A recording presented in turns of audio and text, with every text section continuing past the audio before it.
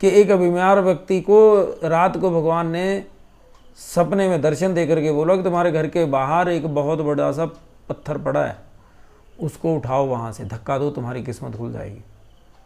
अब वो व्यक्ति उठा, देखा आसपास से कोई भी नहीं था, तो उसने क्या किया, वो बाहर देखा, वो पत्थर तो था, वो पत्थर को धक्का लगाना शुरू कर दिया। अब वो बहुत बड़ा पत्थर था, वो हिलता थोड़ी था, लेकिन वो अब उस व्यक्ति को विश्वास था उस बात के ऊपर कि भगवान ने बोला तो कोई फायदा ही होगा और मेरी किस्मत खुलेगी। उस चक्कर में 2 साल बीत गए।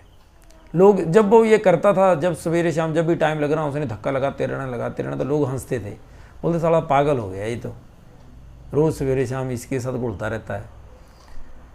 ऐसे ही जब बड़ा ज़्यादा ताने सुनने लगे, घर वाले भी बोलने लग गए, तो उसने एक दिन प्रार्थना करके रात को सो गया कि महाराज मेरे तो बेवकूफ़ बना दिया आपने भी, लोगों ने तो सिद्ध ही कर दिया कि मैं पागल हूँ।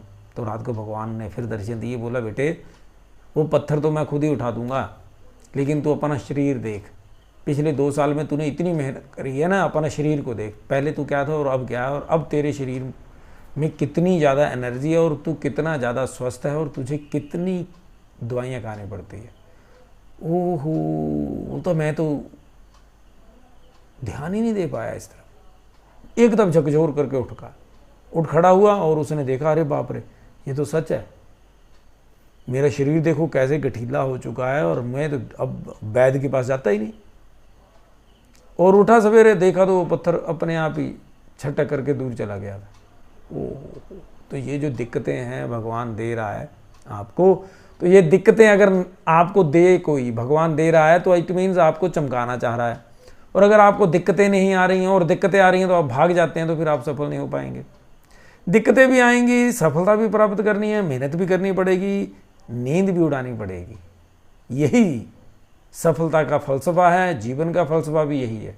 और हाँ, सब कुछ होते हुए, सब कुछ करते हुए आप इस योग्य होने चाहिए कि आप अपनी रक्षा कर सकें, अपने परिवार की सुरक्षा कर सकें, ज़रूरत पड़े तो मोहल्ले के लिए लड़ भी सकें। कभी भी कहीं भी कोई भी भीड़ अगर आपके घरों के आसपास आ जाए आप लोगों को मारने के लिए, तो आपके अंदर इतना दम होना चाहिए कि आप रोतलू ना हों, आप खड़े हो जाएं, डट जाएं कि आर या पार। ये दम जरूर रखना है, चाहे आप अफसर बन जाएं, चाहे आप खिलाड़ी बन जाएं, चाहे आप जो मर्जी बन जाएं, लेकिन आप में पर्सनल जुझारूपन होना ही चाहिए, आपको लड़ने का दम होना ही चाहिए आपके अंदर, आपके बच्चों के अंदर। ये आज के समय की ज़रूरत है। लिच पिचासा शरीर नहीं चलेगा, लिच पिचासा समाज नहीं चलेगा।